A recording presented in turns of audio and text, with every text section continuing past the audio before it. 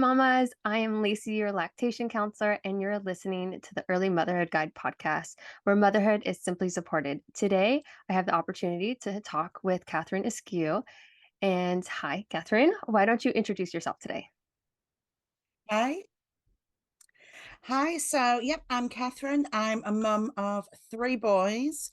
They're all late teens, early 20s now, but I did have three under the age of 3.5. So that was pretty crazy. Yeah. And I'm also a life coach for mums and a root cause therapy practitioner. Yeah. So you were saying that you're a cause therapy practitioner. And obviously, my thought is, of course, you're getting to the root cause of something, but I don't know exactly what that is. So if you could tell us more about what a root cause therapy practitioner is and what they do. Sure. So if you imagine in your day-to-day life, you probably have certain patterns that you find yourself repeating over and over again. And even if they're not really serving you very well. Yeah. An example I often give is people who maybe jump from one relationship to another, and they'd rather be in a relationship rather than be alone. So that's kind of a negative pattern. Hmm. And all of these patterns in your day-to-day life, both your behaviors and your thinking, they all stem, as you said, from a root cause. So that could be anything at all in your past, even going into sort of past lives, DNA memories, things like that, where an attachment has been formed, the emotion has attached to the event and it's never been released. And so it's that emotion that's still stuck. And that is what makes us sort of still have those limiting beliefs and like we're not good enough, we're not worthy of love. They're sort of really very common ones that Yeah. come up a lot. And so my job as a root cause practitioner is to basically, first of all, we use muscle testing to identify what limiting beliefs the client is holding on to. And quite often they recognize some of them and they're like, yeah, I do that. Hmm. But others of them, they don't recognize they have them. They're really just in that subconscious. So once we identify them, then we can go in, work with the subconscious and go back to whatever the first event is, work on that emotion, release the emotion. And then that allows us to release all of the connected emotions and events between the first event and now. And therefore that clears what it's doing to us in the day-to-day level. Wow. That seems like some deep work. So, like, how long on average do you work with somebody? So I normally do like an 8-week package. Yeah. The sessions, normally the first session would probably be about 2 hours because we also do a lot of the intro stuff as well, obviously. After that, the sessions range from about 1 hour to an hour and a half. And it really depends. We can release up to 3 limiting beliefs a session, but Wow. it really does depend on how deep those particular ones that we work on are. If it's a really, really heavy one, the subconscious and the client might only manage one in that session. But if there are a few that are just kind of not quite so deep seated and traumatic, Yeah. we can do 3 in one go. Oh, wow. So, and I mean, everyone has limiting beliefs of some kind, and has these subconscious blocks that stop them. Yeah, that is so true. What actually made you start that? Like, how did you even hear about this? What inspired you to be a root cause therapy practitioner? So I'd never heard of it either. um, I did my life coaching diploma, and after finishing that, it I actually remembered just how much I enjoyed learning Yeah. and just learning these new things and studying. So I decided, okay, what can I learn now? And I wanted to find something that would sort of be really complementary alongside the life coaching. I was actually looking at hypnotherapy, which I probably will still do at some point. Yeah.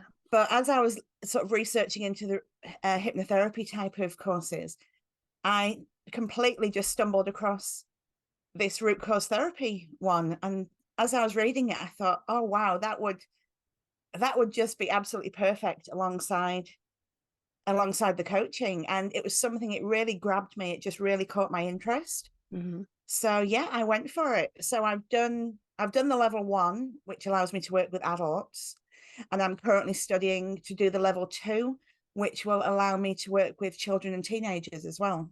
Oh, interesting. How long does that take? It's self-paced, so it's yeah, just however long I can do it. You have certain number of practice hours that you need to complete. Hmm. But yeah, it's very much self-paced, which is great when you're working around other things or families. Yeah. So you're saying that you're also a coach. So what kind of coaching do you do? Who do you serve? So primarily it's I coach women, Hmm.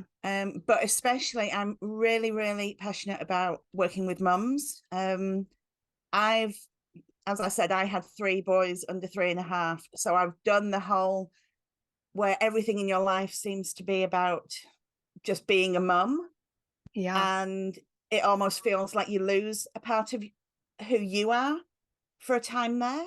And so they're the women that I really love to help. Maybe the stay-at-home mums who are at that stage where they love being a mum, but they want to do something else that really sets them on fire Right. outside of motherhood. I love that. Yeah.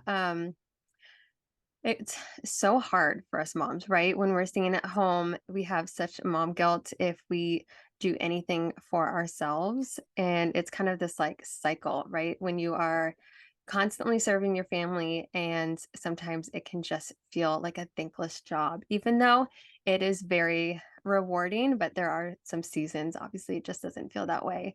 And when you do step aside to do something for yourself, you have like so much guilt about it. So, how do you help mamas quit feeling that mom guilt when they are trying to do something for themselves?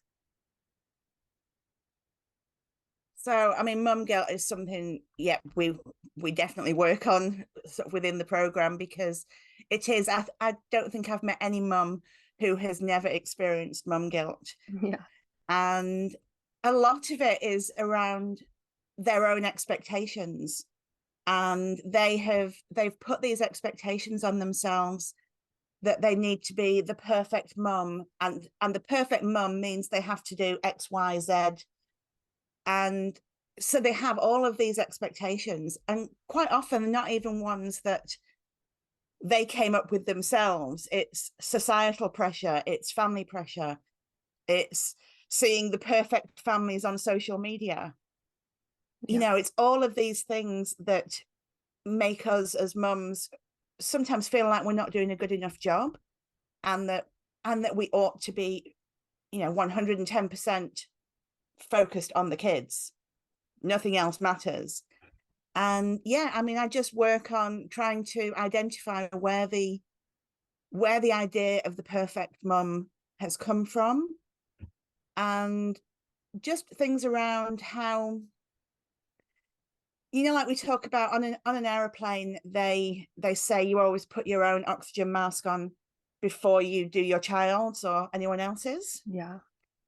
And it's exactly the same as a mum, with things like self-care. And I mean, self-care can be anything, and in some ways self-care can be just doing something for yourself, whatever that might be, whether that be going back to work part-time, whether that be taking yourself off for an hour a week for a walk.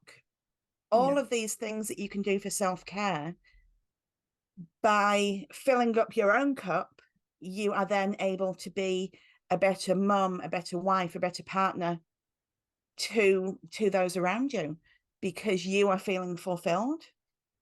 And Yeah. so hopefully by women understanding that, it makes them feel less guilty. And a lot of women feel like they need to deserve, or they need to have earned the right to self-care. And absolutely not. You you have the right to self-care. You don't need to earn it. You don't need to do anything to deserve it. Everyone has the right to self-care. Yeah, it's interesting because I feel like after you have this idea, right, of like you're the perfect mom, and we always have that idea, right? And I've never thought about where that came from, especially, because I also have that idea. What would be the ideal mother for my kids? And that always tacks on such guilt. And then if you're trying to do anything for yourself, you're like, well, I haven't checked all these boxes yet, right? Like my house is not perfectly clean, so I cannot therefore do anything for myself. My kids have not been read to like for an hour today yet, so I cannot do anything for myself because I have so many things ahead that I have to fulfill before I take care of myself or before I do anything that I would like to do, right? Even if it's not brushing my Yeah. hair or like going to the salon or anything. But if there's something that I want to do, right, where like I have so much joy from doing these interviews, but so many things that I feel that I need to do first, right, before that. So I love the idea of like identifying where that's coming from and is that thought serving you, right? Because um is it really going to be beneficial? Is it serving my family and myself? Having all those boxes checked before I do one thing that brings me joy, you know? But I would Yeah. love to hear from you. How do we establish some self care routine without it affecting our family? So, if I wanted to have this in my routine, whether it is reading a book for 5 minutes, whether it's doing a little meditation, or if it's getting myself ready for the day, how do you establish that care without it affecting your family and taking over? Because I feel so much that if you pick the wrong time, it almost just cancels itself out. It's just not even worth it, right? So if I right Yeah. at dinner time decided I need to go take 10 minutes to myself, there's no point. There's just no point because I have so many littles that just Yeah. need, right? So how do you establish that self-care Yeah. routine? So I actually worked with a client who really struggled with exactly that. It was just her and her husband and a 15-month-old, but she felt like she had to do everything. Like she just didn't want to, or she didn't feel that she was able to allow her husband to take on certain things. So in her case, her husband was often around in the mornings. Um, but he'd get up, he'd have his shower, he'd sit there and read his paper while he had his breakfast, while she dashed around doing everything. And so a lot of that for her was about getting her husband on board and saying, well, okay, you're home X number of mornings a week. For 2 mornings of that week, I would like you to sit with the baby and feed the baby and do all of that while I have time to go and actually have a shower, brush my hair, Yeah. and just do that without feeling like I'm trying to scrabble around to do everything. And so that really worked well. Just sort of being able to have a chat with her husband and sort of say, okay, look, this would really help me. And I think it was great as well because the husband had never really been given any responsibility with the children because she always felt like Yeah. she was the only one who could do it properly. And I think quite often as mums we struggle with that as well. We kind of have an idea of how it should be done, Yeah. and no one else can do it quite like us. So for her, that really worked. But it's just things like, obviously it depends on the age of your kids and what your routine is, whether they go to a daycare, whether they're at school, things like that. But if you do have time without the children in the day, write it in your diary, put it in your phone calendar. That, I don't know, every day at 11 o'clock, you are going to just sit down and whatever it might be, whether it be read a book or, I mean, I don't know what it is, you know, you're into doing, but for me, it would be sitting down reading a book. Hmm. Sit down, read a book, have a coffee, and just chill for 15 minutes and not worry that the dishes are still in the sink, Yeah. because they can wait 15 minutes.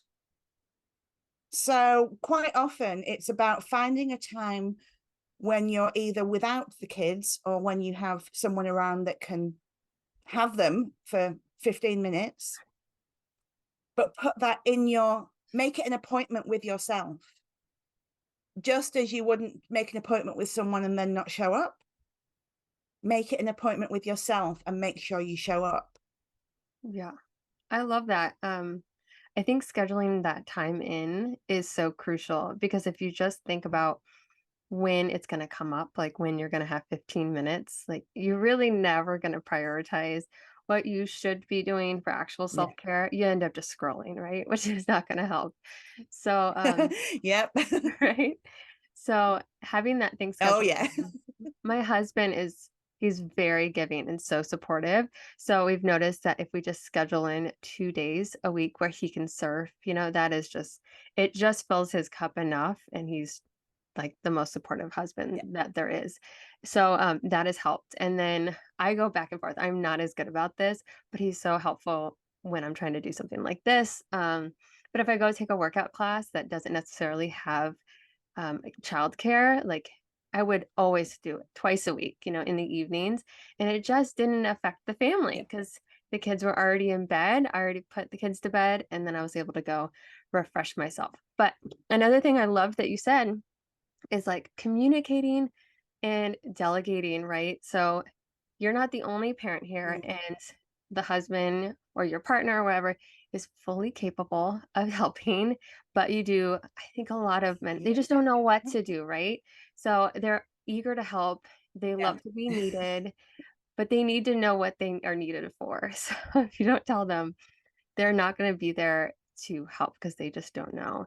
So if I say, hey, it would be really helpful if you just took this responsibility in the morning twice a week so that I can go take a nice shower. I think that is so helpful.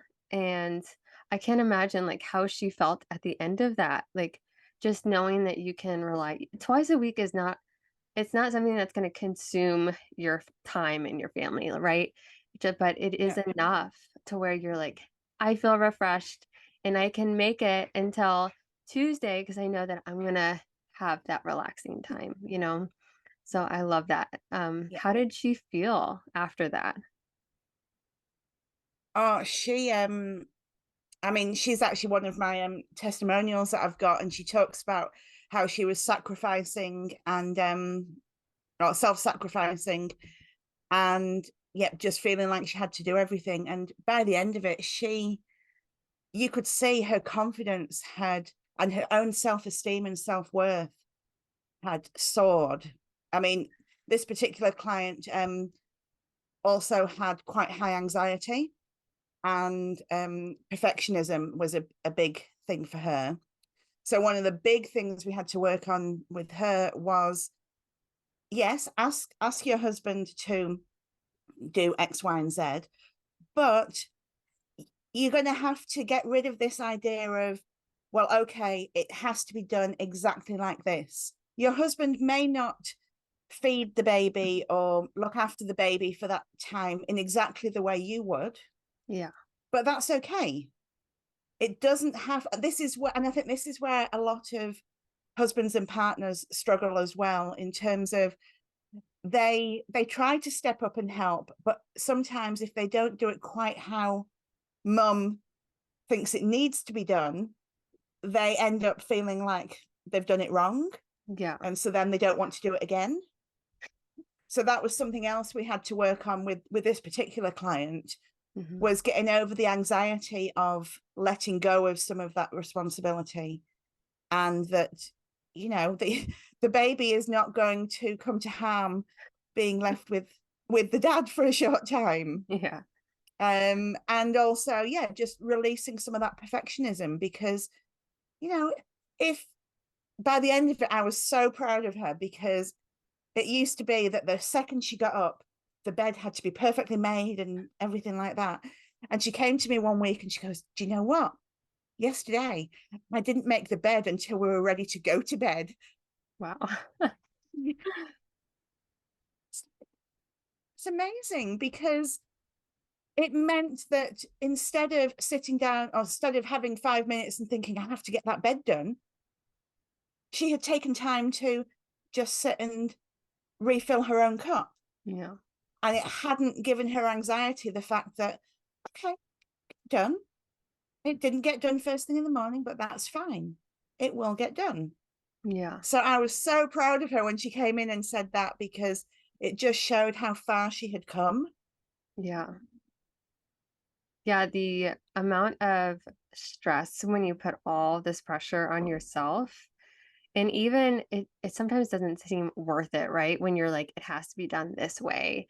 So if I'm gonna have, my husband put the kids to bed, it's not gonna be perfect, and it could be perfect in his way, but it wouldn't be perfect in my way and how I would do it.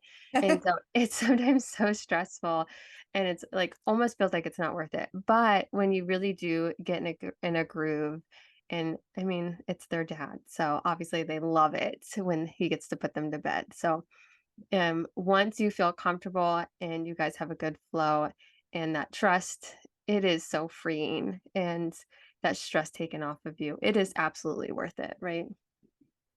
So earlier, Oh, definitely. Yeah. yeah. So earlier you were saying that you had three little kids really close, which I know how that is. I've had three kids in 4 years, and yeah, it keep you busy. But you said that you actually moved across the world, right? So you were living in the UK and then you moved all the way to New Zealand. Now that is Yes. completely starting over, right? You don't have any friends, any connections, anything. And then you have such this big responsibility of taking care of these small kids, and it's all on you. How was that? How did you um find yourself not feeling completely consumed? How did it feel? Did you feel completely consumed? And what did you do to have that time for yourself at that point? To be honest, I didn't. I back then I wish I'd known back then what I know now. Yeah. As you say, yeah, so I had three boys under 4 when we moved here, and it was just me and my husband and 3 boys.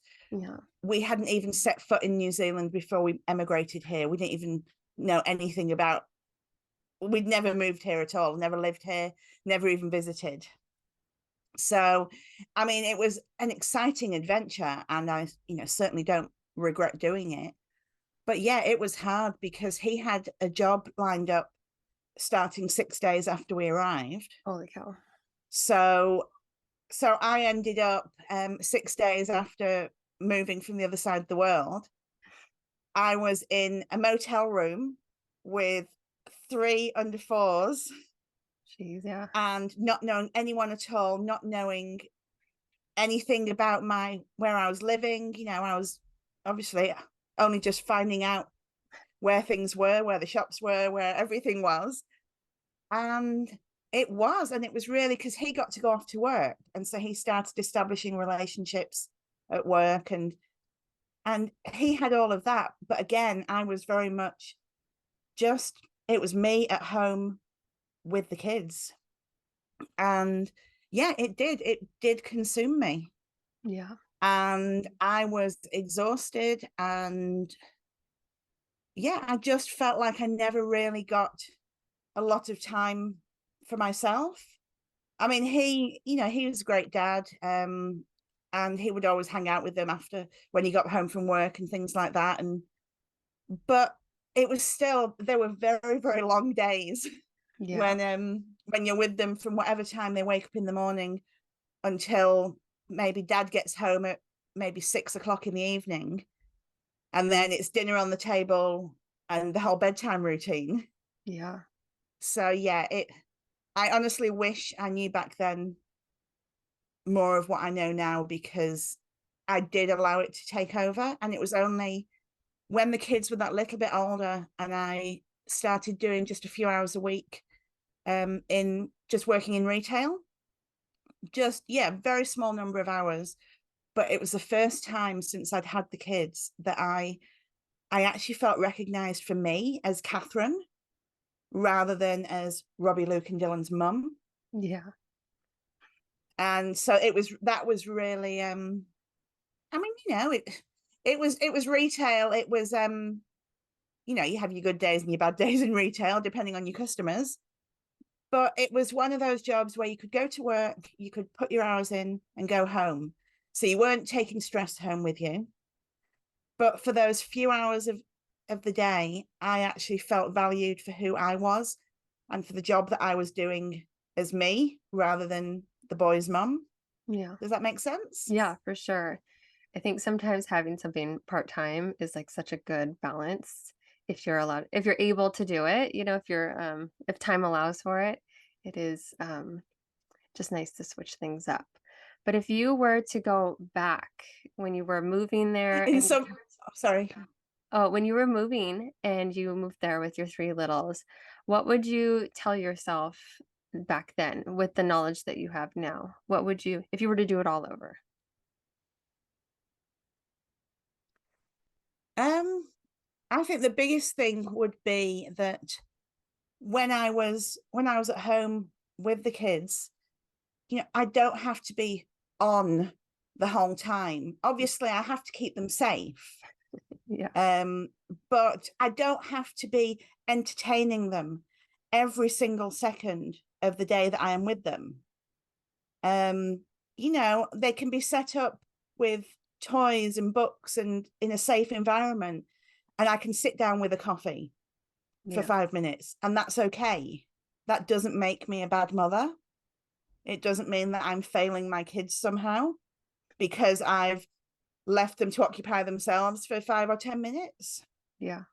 So as long as they are safe, I would give myself that permission to take a bit of time here and there just to sit down and just go and just take that pressure off myself Yeah. of having to be. I mean, I did lots of which, to be honest, I would probably still do now. But I did lots of groups with them. So I took them to like a play group and I took them to a music group and things like that. And I'd probably still do that because it was great for me to meet other mums as well. Yeah. But I wouldn't do it. I wouldn't put the pressure on myself. It had to be done because I was failing the kids if I didn't. If we got to go, great. The kids will have fun. I'll get to chat to mums. Yep, great time. If we're having a really crazy day and I don't make it to music today, that's okay too. It Yeah. is what it is. And it's just about, I guess, just being kinder to yourself. I Yeah. think I would be a lot kinder to myself, show myself a lot more compassion than I did back then. Yeah, that is I think something we're so hard on ourselves, right? Because you said about like the perfection and it's not like it's a small thing. Like we're raising human beings, right? So it is very easy Mm. to be perfectionist and be like, no, I need to be the best because it's not like you get to go back and do it again. However, I do hear a lot Yeah, of giving yourself grace, being kind to yourself. And in the end, if you are being kind to yourself, it does flow through the rest of your life, right? And with your kids.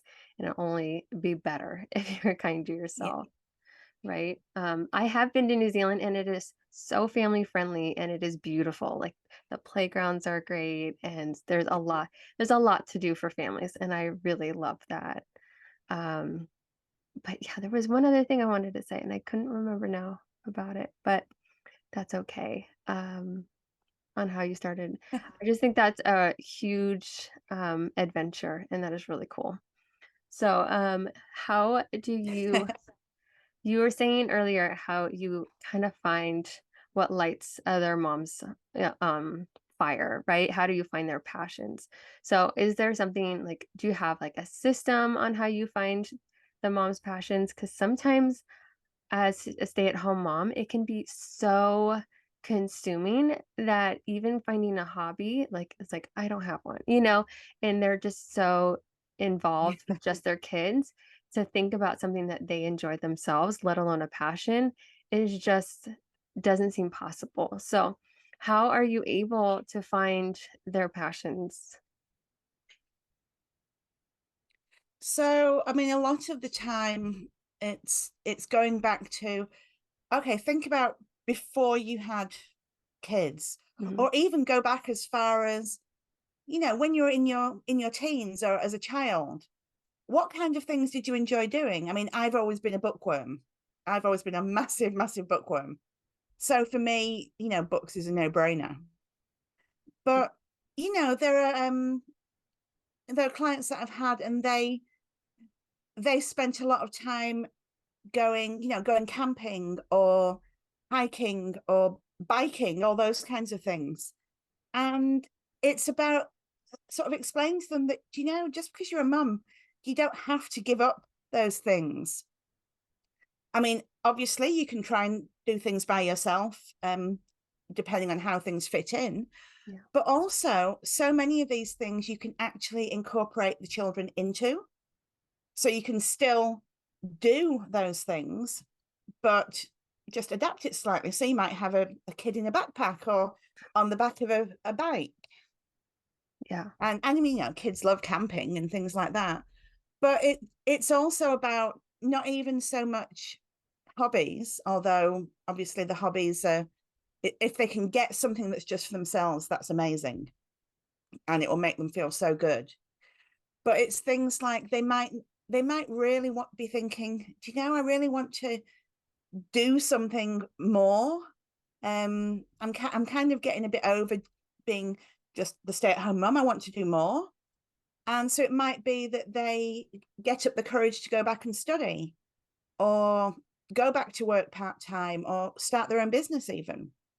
Yeah. And so it's all about just, I guess, asking the right questions to find out, well, what interests you? What things did you used to like to do? If, if money or if having children wasn't a barrier, what would you ideally want to do? What is something you have always said, I would love to do X, Y, or Z? And it's just moving from there. So it's really just asking those questions, and you find that actually they very quickly remember, oh, I used to love, for me, I would really love to do roller skating again, Yeah. which unfortunately I have a back problem, so that's not going to happen. But that is something that still kind of sticks with me now. I would love to be able to roller skate again. And you'll find, I think, very quickly, if you ask the right questions, that something will pop into their head. Oh, I used to love doing this, or I always wanted to do this. Yeah. And then you can kind of go from there. But a lot of it is about building up the self-esteem and the self-worth in them, that they feel that they can do that, that they have, especially when it's things like going back to work or something like that. If you've been a stay-at-home mum for a long time, sometimes you can kind of beat yourself up a bit and say, oh, I've been a stay-at-home mum for 10 years, and what do I have to offer a workplace? Well, Mhm. actually, you have a lot to offer, because so many of the things we do as mums, they're transferable skills. Think about the organization that it takes, especially when you have more than one child. Yeah. um you know all of the things like that, all of the things that you do every day as a mum and don't really think about, they are all skills that you can transfer into a workplace or a business environment. So a lot of women feel like they've not got anything to offer because they've been at home for so long. And so again, that's where I kind of come in and just try to help them to realize exactly what they do have to offer, that they have so much to offer. And once that self-esteem and self-worth rises, then the ideas of what they can do start firing off, Yeah. because they feel so much more confident that they could maybe do these things. Yeah, with I love the idea of picking things that you love and also having your family join you, right? Because there's always going to be that blocker. Well, I loved to do this. So I personally, I loved to travel before I had kids, and I always wanted to continue traveling. And but when it came to the reality of it, once I had two, I was like, okay, I'm going to need a break. But then readjusting your expectations and having, if you Yes. can, if you can add in your family and say, hey, we're going to go do a camping trip, or we're going to go drive somewhere, or more family friendly destinations instead of a 3-day hike or something, we're going to do that. And then it also takes away that mom guilt, right? Because now not only are you filling your own cup, but you're also involving your family. And then putting them together will eliminate that mom guilt, because now you're just making amazing memories with your kids, which is even better. Yeah, So absolutely. with you were saying that there was subconscious blocks that you worked through earlier. What kind of subconscious blocks do you commonly find with moms that are like holding them back? Um, a big one is I'm not good enough. Mm, That is probably one of the real biggest ones that comes up is I'm not good enough. And like we talked about before, they have these expectations of how they should be the perfect mum, whatever the perfect mum is. right. So that is a huge one.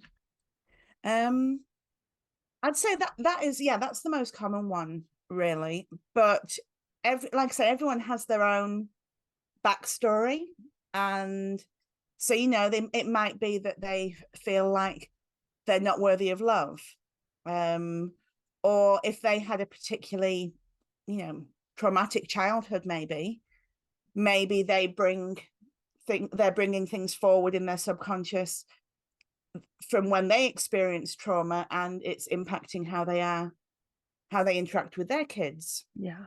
So I mean, there's so many different things that can come up, but yeah, definitely the I'm not good enough, the um I am not worthy of love, and that can be self-love as well, like we talked about. You don't feel like you're worthy of or deserving of that self-care. So that's another huge one that I find with mums. But yeah, it's lots around that whole I need to be perfect and I'm not measuring up. Yeah. It makes sense because, I mean, everyone sees on social media, or if you go to a play group or a homeschool co-op, it seems like everyone has the perfect children, or, their eyebrows are waxed perfectly and I haven't had time, or like, you know, you open the van door and I have like a teddy bear rolling out or whatever. And you just feel like you're not good enough because you haven't checked all those boxes.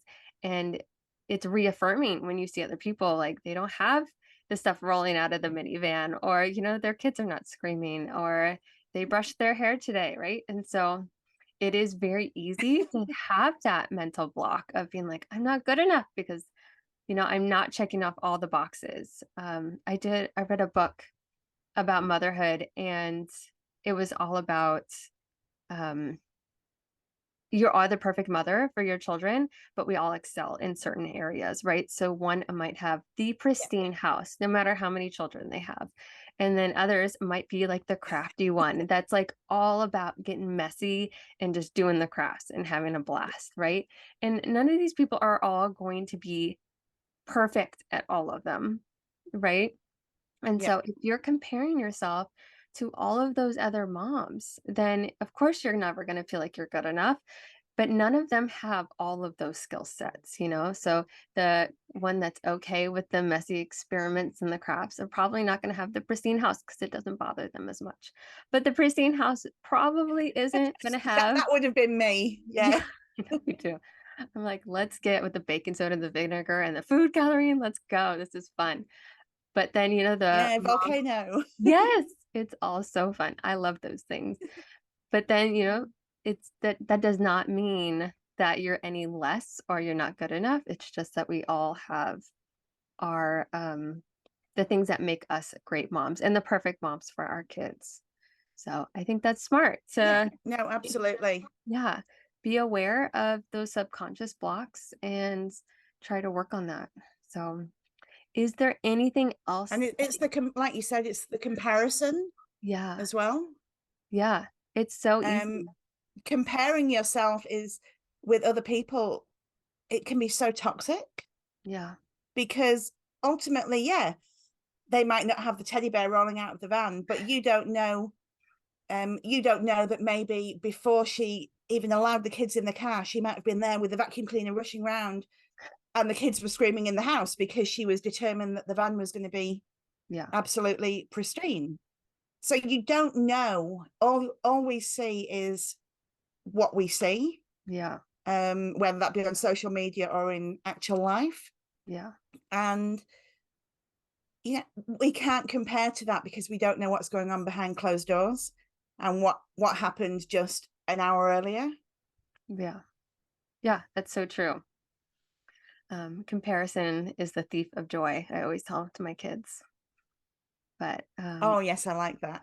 yeah, it's easy to do, and so when you're aware of it, it's just Mm, always good to tell my kids, remind them. But is there anything else that you want to yeah. share with our audience before we close up?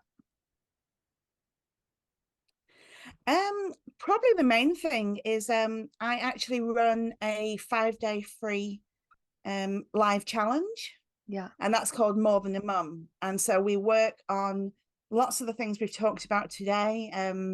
We work on the limiting beliefs and subconscious blocks. Mum guilt is a big one. yeah, People pleasing. okay, Who is it we're trying to please? Is it ourselves or is it someone else? And just kind of that whole, just everything that makes up who we are and how we can go from feeling overwhelmed as a mum to, okay, I feel confident that I can do this and I can do more for me as well. So we talk about self-care hmm and things like that. So I run those challenges approximately every 6 weeks. And yeah, they're completely free. I know you said you were going to drop the link yeah, well, yeah, into the show notes. yeah, So yeah, just opt in, it's free. And if you've opted in, even if you can't make it live, obviously, you know, time zones and everything, you will have access to the replays as well. So yep, it's worth opting in because you can always just catch those replays in the Facebook group or on the dashboard. cool. And where else can we find you? So I also have a website which is kitesangels.net. And I'm also I actually have a group on Facebook called Goal Driven Women Making Changes. Okay, great. And that is, you know, as it suggests, any women who are just interested in things like, you know, motivational content, things around self-esteem, self-care, anxiety, perfectionism, all of those things that we talked about. I post regular content in there as well. Awesome. I'll link those down in the show notes as well. So thank Cool, you. thank you. Yeah, thank you so much for having or for coming onto the show. And thank you, everyone listening. I will see you guys next week at the Early Motherhood Guide podcast.